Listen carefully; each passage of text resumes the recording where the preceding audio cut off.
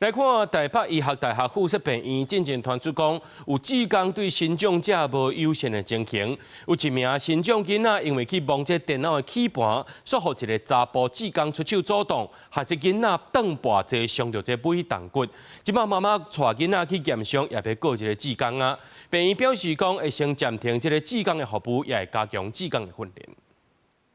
我會投訴你，先生。好去，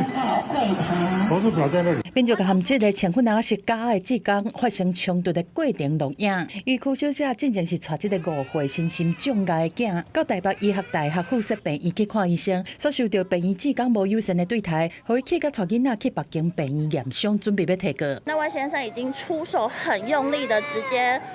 抓椅子，然後我就看到我的小孩已經跌在地上了，那我就整個我自己情緒也失控，我就說你在幹什麼？你憑什麼這樣對我的小孩？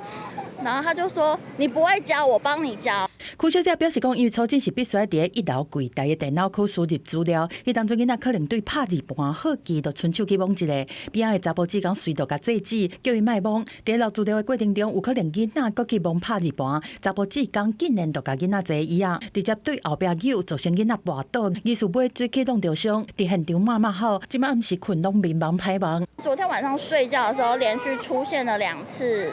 嚎啕大哭、夜驚的狀態，所以我在想，應該昨天這件事情是有嚇到他的。特別在醫院的場合，你會遇到不同的身心障礙者。醫院要動這個志工，他自己要有這個管理的責任，然後跟教育訓練。對這擺醫師發聲明指出講，這擺事件造成家長和囡仔的不安，因真正就歹勢。目前已經暫停這個志工的服務，未來會全面加強志工教育訓練的內容，嘛會提供家長刷落來的協助。身障聯盟是強調講，這個病院的志工訓練只是形式爾爾，建議應該增加身心障礙者權利公約 CRPD， 而且放入熟悉無共障礙類別的特質，避免這種不當對待身障者的事件擱再發生。記者綜合報道。